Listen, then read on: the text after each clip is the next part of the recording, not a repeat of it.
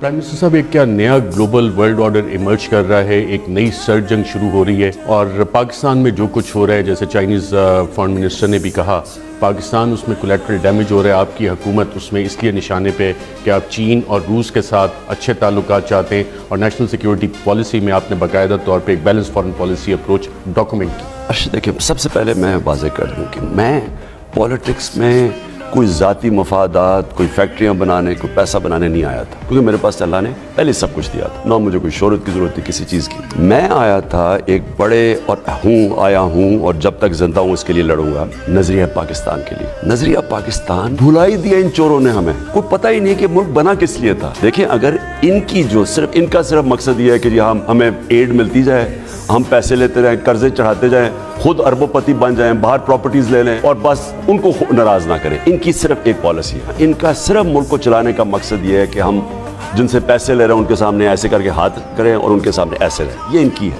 इनको कोई फिक्र नहीं है कि वजह क्या थी पाकिस्तान बनाने की। देखिए, इल्हामा इकबाल, उसका इतना जीनियस की जो सोच थी जिसकी वजह से हिंदुस्तान में मुसलमानों ने पाकिस्तान के लिए वोट डाली, क्योंकि उन्होंने ख्वाब था कि हम एक ऐसा मुल्क बनाएंगे जो मिसाल बन जाएगा मुसलमान दुनिया में, खुददार मुल्क जिधर अदल और इंसाफ होगा, जिधर इंसानियत होगी, फलाई रियासत होगी, मेरिट होगा, ये सारी मदीना की रियासत, हकूक होंगे लोगों के, प्रोटेक्शन होगी, सबसे बड़ी बात कि खुददार मुल्क होगा। इन्होंने, इन डाकुओं ने हमें जलील किया दुनिया में। वॉर ऑन टेरर में कभी बाहर पाकिस्तानियों से पूछे जो जिल्लत उठानी पड़ी, पकड़ के पाकिस्तानियों को जेल में डाल दिया जाता था। मैसेडोनिया में 6 पाकिस्तानियों को कत्ल कर दिया, कहा जी दहशतगर्द है, बाद में पता चला बेचारे स्टूडेंट्स थे। सारी दुनिया में लावारिस कर दिया हमें, जंग में भी शिरकत की, गालियां भी खाई, बुरा भला भी कहा गया, मुल्क की भी तबाही, कबायली इलाके के लोगों को जो हमने उनसे किया, अल्लाह ही हमें माफ़ करे कि हमें जिस तरह उन्होंने मुश्किलें उठाई सिर्फ एड के लिए, अमेरिका के खुश करने के लिए। मैं कभी किसी, वाज़ेह कर दूं, किसी मुल्क के खिलाफ नहीं, कोई नहीं, क्योंकि मैं तो दुनिया जानता हूँ ना, मैं तो